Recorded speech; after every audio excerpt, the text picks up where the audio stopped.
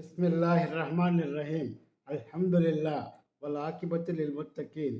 என் அன்புமிக்க அல்லாஹ்வின் நல்லடியார்களே, உங்கள் அனைவருக்கும் அல்லாஹ்வுடைய சாந்தியும் சமாதானம் உண்டாவதாக என்று கூறிக்கொண்டு, இன்று பெருமா ஸல்லல்லாஹு அலைஹி வஸல்லம் அவர்களுடைய பொன்னான பொன்மொழிகளில் ஒன்று. பெருமா ஸல்லல்லாஹு அலைஹி வஸல்லம் அவர்கள் இவ்வாறு கூறுகிறார்கள்: மறுமையில் அல்லாஹ் குலப்பெருமையோ பரம்பரையோ பார்ப்பதில்லை. அல்லாவின் பயத்தில் உயர்ந்தவர் எவரோ அவரே இறைவனிடத்தில் கண்ணியத்தை பெறுவார்கள். மேலும் மனிதகுலம் இரு பிரிவினை உடையது. ஒரு பிரிவினர் அல்லாவுக்கு பயந்தோர், இவர்கள் அல்லாவின் பார்வையில் உயர்ந்தவர்கள். மற்றொரு பிரிவினர் அல்லாவின் பயமற்றவர்கள், இவர்கள் அல்லாவின் பார்வையில் இழிவானவர்கள் என்பதாக பெருமா ஸல்லல்லாஹு அலைஹி வஸல்லம் அவர்கள் கூறுகிறார்கள். அக்கரமுக்கும் இந்தல்லாஹி அத்காக்கும் என்று அல்லாஹ் தன் மறையிலே இவ்வாறு கூறுவார். எவர்கள் அல்லாவுக்கு பயப்படுகிறாரோ அச்சமடைகிறாரோ அவரே அல்லாவிடத்தில் கண்ணியம் வாய்ந்தவர் என்று அல்லாஹ் குறிப்பிடுவான்.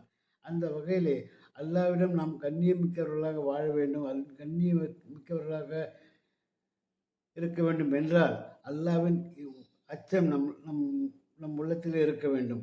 அந்த அந்த உள்ள அச்சமே, அல்லாவின் அச்சமே நம்மை நல்ல வழியில் இட்டு செல்லும்.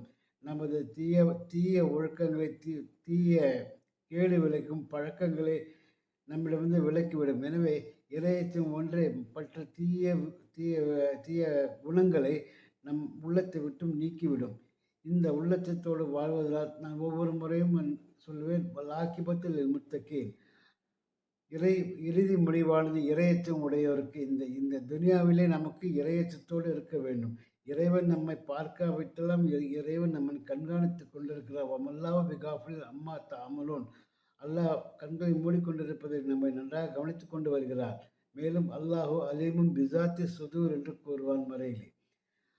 அல்லாஹ் உங்கள் மனதில் உள்ளதை நன்றாக அறிவார். எனவே உண்மையாகவே நீங்கள் வேஷம் போடக்கூடாது. உண்மையாகவே அல்லாஹ்விடம் அச்சம் கொள்ள வேண்டும். அது உங்களுடைய வார்த்தையிலும் சரி, உங்களுடைய வாழ்வின் நடைமுறையிலும் சரி, அது வெளிப்பட வேண்டும். அப்படி செய்யும்போது உங்களுக்கு நல்ல அமல்கள் இயற்கையாகவே உங்களிடம் குடிகொண்டுவிடும். எனவே இறையச்சத்தோடு வாழ கற்றுக்கொள்வதோடு நம்மை சேர்ந்த நமது பிள்ளைகள், குழந்தைகள் மற்றும் உற்றார் உறவினர் அனைவருக்கும் இந்த இறையச்சத்தின் மகிமையை எடுத்துச் சொல்லி அவர்களும் பின்பற்ற நீங்கள் இது போன்ற காணொலியை பகிர செய்வதோடு நீங்களும் எடுத்துக் கூற வேண்டும் என்று கேட்டுக்கொண்டு வாய்ப்புக்கு நன்றி கூறி விடைபெற்றுக் கொள்கிறேன். வாஹர் தவானா அல்ஹம்துலில்லாஹி ரப்பில் ஆலமீன். அஸ்ஸலாமு அலைக்கும் வரஹ்மத்துல்லாஹி தஆலா வபரகாத்துஹு.